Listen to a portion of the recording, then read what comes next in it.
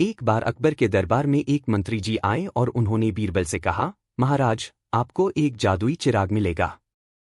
इस चिराग में ऐसे ताकत है कि जो भी यूज रब कर लेगा उसकी हर इच्छा पूरी हो जाएगी। बीरबल ने सुनकर सोचा और उन्होंने मंत्री जी की बात को ध्यान से सुना। बीरबल को ये बात कुछ अजीब लगी, लेकिन उन्होंने अकबर को ये कहानी सुनाई। अकबर ने बीरबल से कहा, बीरबल, तुम्हें ऐसी ढूंढना होगा। बीरबल ने सोचा और कुछ दिनों के बाद उन्होंने एक चिराग ढूंढ निकला। उस चिराग को रब करने पर एक बड़ी भयंकर आत्मा ने निकलकर कहा, मैं आपके सारे अरमान पूरे करूंगा। अकबर ने तुरंत अपनी एक इच्छा दी और वो पूरी हुई। FIR अकबर ने बीरबल से कहा, बीरबल, मैं चाहता हूं कि ये चिराग मेरी जिंदगी के लिए हो ताकि मेरी हर इच्छा पूरी हो। बीरबल मुस्कुराए और उन्होंने कहा, महाराज, ये एक झूठ है। जादुई चिराग कोई असली चीज नहीं है, ये सब मंत्री जी की चल थी। आपको अपने अपने फैसले और मेहनत पर विश्वास करना चाहिए। अकबर समझ गए कि बीरबल ने उन्हें दिखाया कि असल ताकत इंसान की अपनी सोच और काम में है, न कि किसी जादुई चीज में। जादुई चिराग ने अकबर को किया परेशान। एक बार की बात है, अकबर के दरबार में एक ब्राह्मण आया और उसने महाराज को एक जादुई चिराग दिखाया। ब्राह्मण ने कहा, महाराज, ये चिराग इतना शक्तिमान है कि अगर आप ऐसी रब करेंगे तो आपकी हर इच्छा तुरंत पूरी हो जाएगी। अकबर को ये बात सुनकर बहुत रुचि हुई और उन्होंने तुरंत उस चिराग को अपने पास रख लिया। ब्राह्मण ने उन्हें बताया कि ये चिराग बहुत हाई विशाल शक्ति रखता है, इसलिए इसे ध्यान से इस्तेमाल करना होगा। अकबर ने पहली बार जब चिराग को रब किया तो एक भयंकर जिन निकलकर उनके सामने आया। जिन ने कहा, महाराज, आपका हर हुक्म हमारे लिए फरमान होगा। अकबर ने सोचा और अपने सभी इच्छाएं उस जिन के सामने रख दी, जिसे जिन ने तुरंत पूरा किया। लेकिन धीरे धीरे अकबर को ये जादुई चिराग परेशानी में डाल रहा था। जिन हर बार उनकी हर छोटी से छोटी इच्छा को पूरा करने लगा, लेकिन अकबर को लगने लगा कि ये सब कुछ अधूरा और बेकार है। उन्होंने चाहा कि एक खूबसूरत महल हो, लेकिन वो महल इतना बड़ा था कि महाराज को खुद उसमें घूमना मुश्किल हो गया। फिर उन्होंने एक और इच्छा की, मुझे दुनिया का सबसे बड़ा खजाना चाहिए, लेकिन वो खजाना भी इतना विशाल था कि उससे संभालना अकेला मुमकिन नहीं था। अकबर समझ गए कि हर इच्छा को पूरा करने से असली सुख और संतोष नहीं मिलता। बीरबल ने उन्हें समझाया कि असली शक्ति अपनी सोच और अपने फैसले में होती है, न कि किसी जादुई वास्तु में। अकबर ने सोचा और अपने सभी इच्छाओं को जिन से वापस ले लिया और उस चिराग को फिर कभी नहीं छोड़ा। इस प्रकार अकबर समझ गए कि जिंदगी में संतोष और सुख अपनी अपनी मेहनत और समझदारी से हाई मिलता है, न कि किसी जादुई चीज से। बचपन की कहानियों में अक्सर हमने एक जादुई छड़ी, जादुई पठार या फिर जादुई चिराग का जिक्र सुना है। लेकिन आज हम आपको एक पुरानी और प्राचीन कहानी सुनाएंगे जो एक जादुई चिंग और एक पुरानी जादू की दुनिया से जुड़ी हुई है। ये कहानी है बसु की, एक छोटे से लड़के की जो एक ऐसे जंग में शामिल होता है जहां उससे अपनी हिम्मत, समझदारी और दोस्ती का असली मतलब समझना पड़ता है। कहानी की शुरुआत। एक समय की बात है, एक छोटे से गांव में बसु नाम का एक लड़का रहता था। बसु एक गरीब परिवार से था, लेकिन उसका मन बहुत अच्छा था। उसके घर में सिर्फ माँ बाप और एक बहन थी। बसु को हमेशा से एडवेंचर का शौक था। हर दिन कुछ ना कुछ नया करना, नए दोस्तों से मिलना और कुछ अलग करना उसकी जिंदगी का हिस्सा था। गांव के पास एक पुराना जंगल था जहां लोगों का जाना मना था। कहानियां थी कि वहां एक जादुई चिमनी छुपी हुई थी जो अपने पास राखी किसी भी चीज को जादुई शक्ति दे सकती थी। काफी लोग इस बात से काफी घबराए हुआ, लेकिन बसु को इस बात का कोई डर नहीं था। उसने सोचा कि अगर ये सच है तो ये उसके लिए एक बड़ा अवसर हो सकता है। जादुई चिंग की खोज। एक दिन बसु अपने दोस्तों के साथ जंगल की तरफ गया। वहां उन्होंने कई अजीब चीजें देखी, भूतिया आवाजें, अजीब सी रोशनियां और सब कुछ ऐसा लगता था जैसे कोई पुरानी कहानी सच हो रही हो। बसु का मन था कि वो जल्दी से उस जादुई चिंग को ढूंढकर अपनी जिंदगी को बदल देगा। जंगल में एक पुराना मंदिर था और मंदिर के अंदर एक पुरानी छत थी जो काफी धीरे धीरे गिर रही थी। बसु को वहां एक चिंग दिखाई दी जो अपने आप में पूरी दुनिया से अलग लग रही थी। वह चिंग एक छोटी सी राख से भरी हुई थी, लेकिन इसके आसपास एक चमक थी जो किसी भी इंसान को अपनी ओर खींचे। बसु ने सोचा कि ये वही जादुई चिंग है जिसके बारे में सुनने में आया था। उसने चिंग को अपने हाथ में उठाया और जिसे उसके हाथ में आते हाई चिंग में एक तेज रोशनी चमकने लगी। जादुई चिंग की शक्ति। जब बसु ने चिंग को अपने हाथ में उठाया तो कुछ अजीब होने लगा। उसके सामने एक पुराना और धीरे से चलने वाला रखवाला गार्ड आया। रखवाला ने कहा, तुमने इस चिंग को उठाया है और अब तुम्हारे पास इसकी सारी शक्ति है, लेकिन इस शक्ति का इस्तेमाल तुम्हें बहुत सोच समझ कर करना होगा। हर फैसला तुम्हारे लिए एक नया सफर हो सकता है। बसु थोड़ा चौंक गया, लेकिन उसने रखवाले से पूछा, ये चिंग किस काम आएगी? मैं कैसे इसकी मदद से अपनी जिंदगी को बदल सकता हूं? रखवाला ने कहा, इस चिंग की शक्ति हर चीज को बदलने की है। तुम अपनी इच्छा से कुछ भी पा सकते हो, लेकिन तुम्हें अपनी जिंदगी को समझदारी से जीना होगा।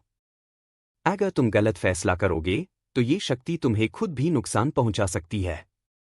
बसु को ये बात समझ में आई और उसने सोचा कि ये चिंग सिर्फ उसका मददगार नहीं बल्कि एक सबक भी है। बसु की पहली इच्छा। बसु ने पहली बार अपनी इच्छा को सोचा। उसने कहा, मुझे अपने परिवार के लिए धन और संपत्ति चाहिए। उसके बाद चिंग की रोशनी और भी तेज हो गई और अचानक उसके सामने एक बड़ा खजाना दिखाई दिया। ये खजाना बसु के घर के पास था और सब लोग हैरान हो गए कि ये पैसा कहाँ से आया। लेकिन धीरे धीरे बसु को समझ में आने लगा कि सिर्फ पैसा सब कुछ नहीं होता।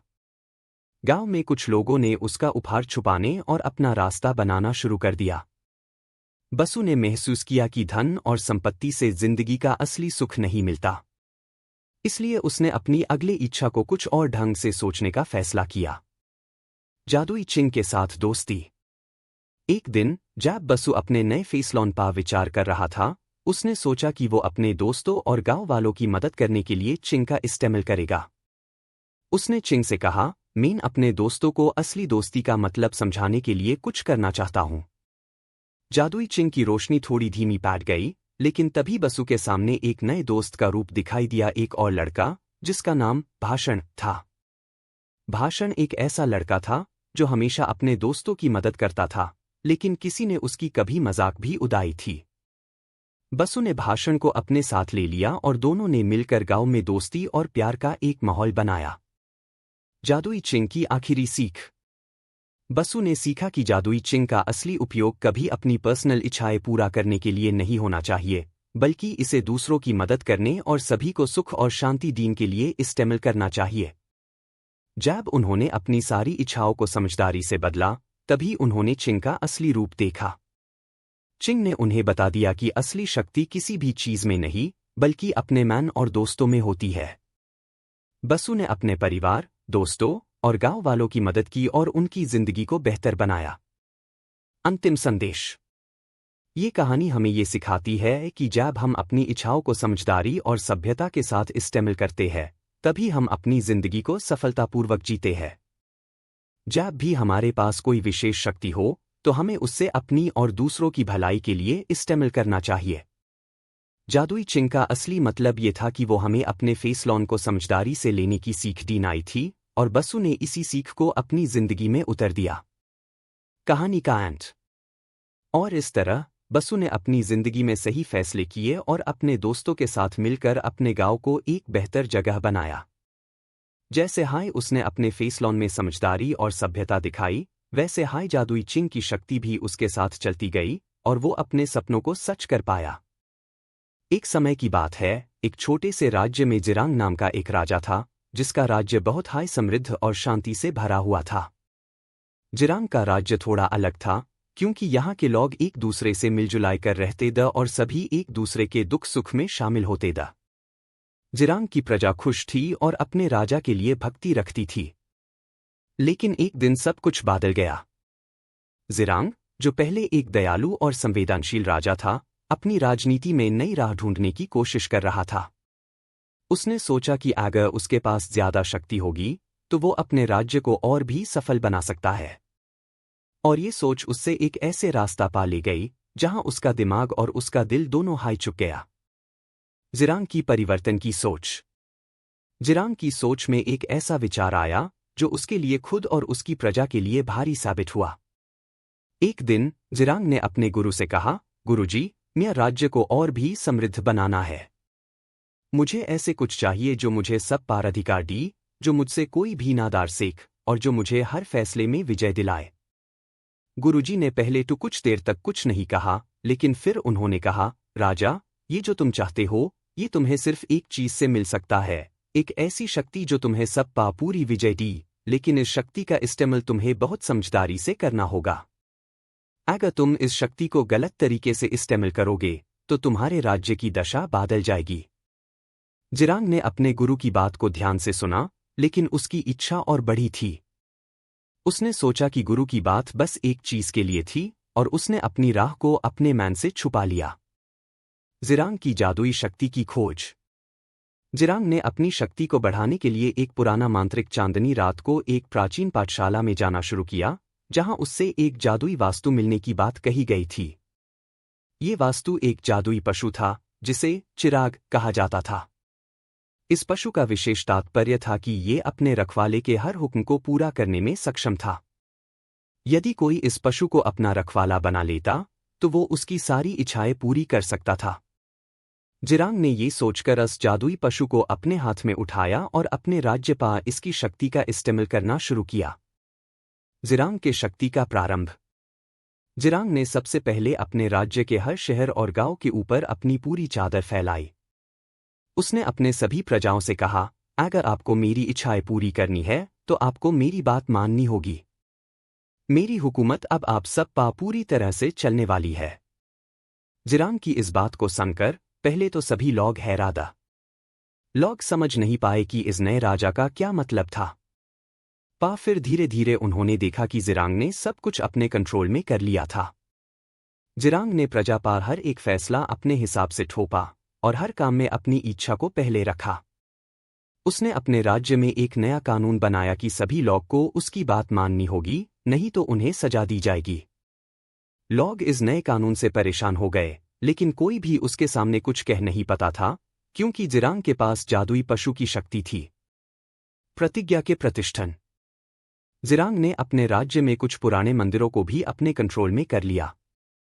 उसने ये सोचा कि अगर मंदिर के पंडित उसके हुक्म को मानेंगे, तो राज्य में लोग भी उसकी बात मानेंगे। उसने पंडितों से कहा कि अगर उन्हें अपने मंदिरों में प्रार्थना करनी है, तो उन्हें सबसे पहले उसकी प्रतिज्ञा लेनी होगी। जब लोगों ने देखा कि मंदिर के पंडित भी जिरांग के कंट्रोल में आ गए हैं, तो उन्होंने भी अपनी जिंदगी में जिरांग के हुक्म को मानना शुरू कर दिया। इस तरह राजा का शक्ति का प्रभाव हर शहर और गांव तक फैल गया। लेकिन जब लोगों ने अपने जीवन में जिरांग के हुक्मों का अनुकरण करना शुरू किया, तब उन्होंने महसूस किया कि कुछ तो गलत हो रहा है।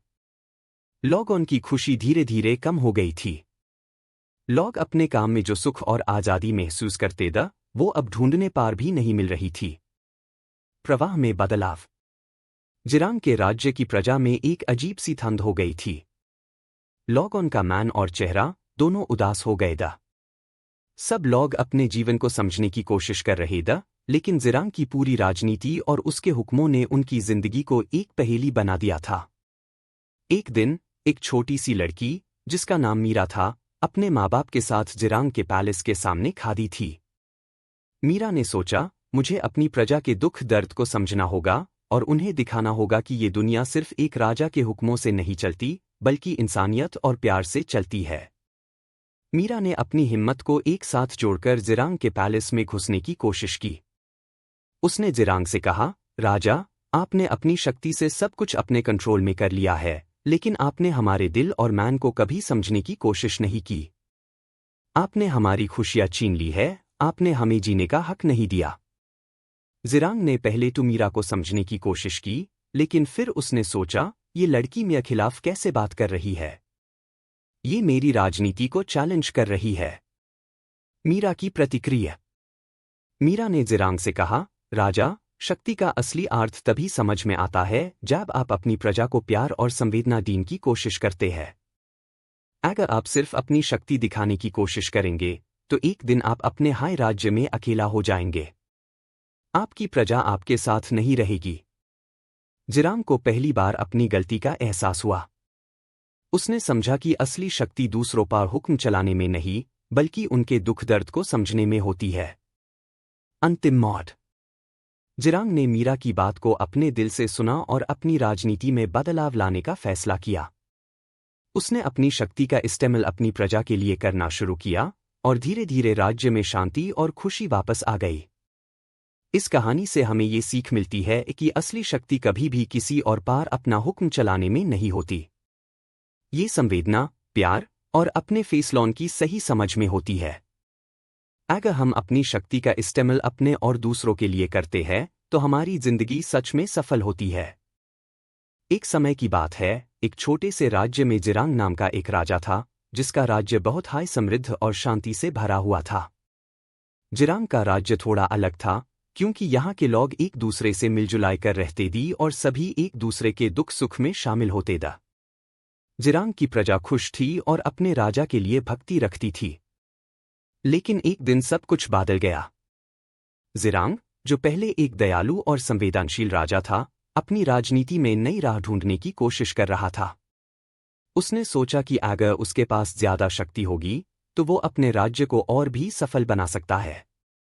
और ये सोच उससे एक ऐसे रास्ता पा ले गई जहां उसका दिमाग और उसका दिल दोनों हाई चुक गया।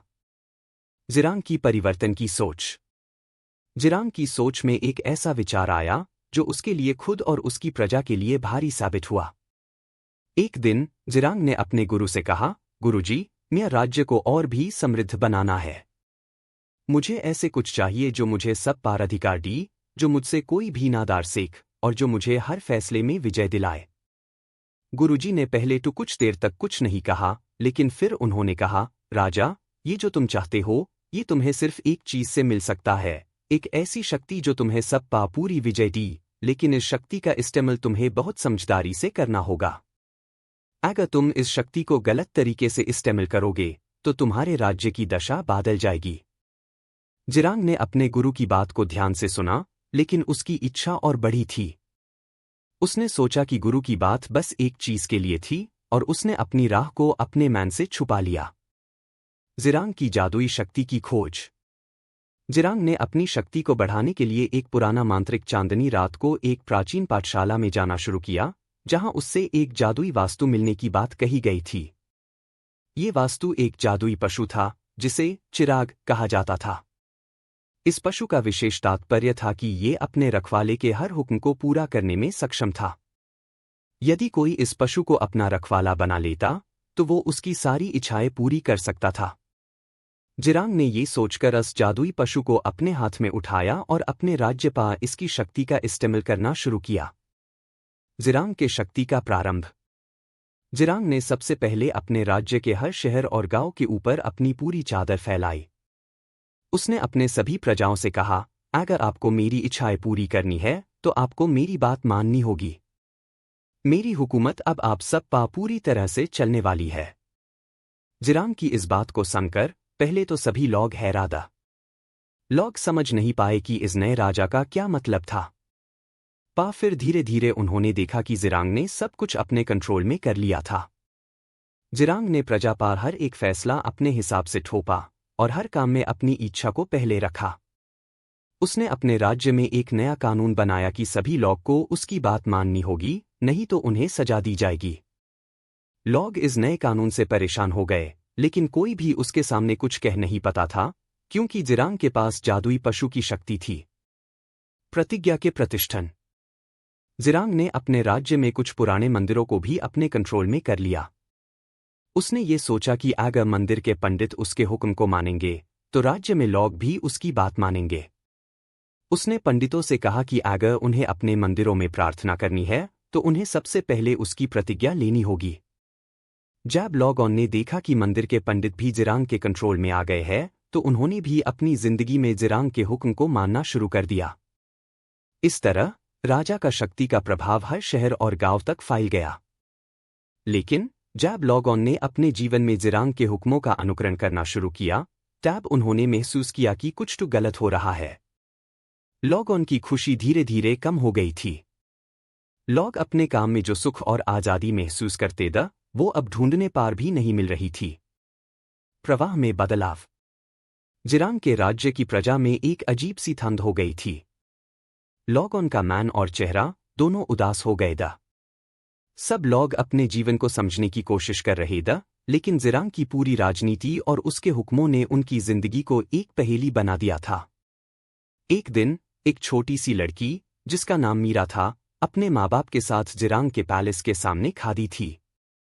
मीरा ने सोचा, मुझे अपनी प्रजा के दुख दर्द को समझना होगा और उन्हें दिखाना होगा कि ये दुनिया सिर्फ एक राजा के हुक्मों से नहीं चलती, बल्कि इंसानियत और प्यार से चलती है। मीरा ने अपनी हिम्मत को एक साथ जोड़कर जिरांग के पैलेस में घुसने की कोशिश की। उसने जिरांग से कहा, राजा, आपने अपनी शक्ति से सब कुछ अपने कंट्रोल में कर लिया है, लेकिन आपने हमारे दिल और मन को कभी समझने की कोशिश नहीं की। आपने हमारी खुशियां छीन ली है, आपने हमें जीने का हक नहीं दिया। जिरांग ने पहले तो मीरा को समझने की कोशिश की, लेकिन फिर उसने सोचा, ये लड़की मेरे खिलाफ कैसे बात कर रही है? ये मेरी राजनीति को चैलेंज कर रही है। मीरा की प्रतिक्रिया। मीरा ने जिरांग से कहा, राजा, शक्ति का असली अर्थ तभी समझ में आता है जब आप अपनी प्रजा को प्यार और संवेदना देने की कोशिश करते हैं। अगर आप सिर्फ अपनी शक्ति दिखाने की कोशिश करेंगे, तो एक दिन आप अपने हाय राज्य में अकेला हो जाएंगे। आपकी प्रजा आपके साथ नहीं रहेगी। जिरांग को पहली बार अपनी गलती का एहसास हुआ। उसने समझा कि असली शक्ति दूसरों पर हुक्म चलाने में नहीं, बल्कि उनके दुख दर्द को समझने में होती है। अंतिम मोड़। जिरांग ने मीरा की बात को अपने दिल से सुना और अपनी राजनीति में बदलाव लाने का फैसला किया। उसने अपनी शक्ति का इस्तेमाल अपनी प्रजा के लिए करना शुरू किया और धीरे धीरे राज्य में शांति और खुशी वापस आ गई। इस कहानी से हमें ये सीख मिलती है कि असली शक्ति कभी भी किसी और पार अपना हुक्म चलाने में नहीं होती। ये संवेदना, प्यार और अपने फैसलों की सही समझ में होती है। अगर हम अपनी शक्ति का इस्तेमाल अपने और दूसरों के लिए करते हैं, तो हमारी जिंदगी सच में सफल होती है। मुगल सम्राट अकबर और उनके प्रधानमंत्री बीरबल के बीच की कहानियां हर किसी को याद है। बीरबल की अकालमंदी और समझदारी ने न सिर्फ अकबर को, बल्कि उनके दरबार के सभी लोगों को हमेशा प्रभावित किया। आज हम एक ऐसी कहानी सुनाएंगे जिसमें बीरबल एक जिन से मिलते हैं और कैसे उन्होंने अपनी अकल से उसके ढूंढे गए रास्तों को समझाया। ये कहानी हमारे सामने आती है। कहानी का आरंभ। एक दिन अकबर के दरबार में सभी मंत्रियों के बीच एक बेहद अजीब घटना घटी। अकबर ने अपने मंत्रियों को बुलाकर कहा, आज मुझे एक नई कहानी सुननी है। क्या कोई ऐसे प्रकार का काम कर सकता है जो सभी को हैरान कर दी?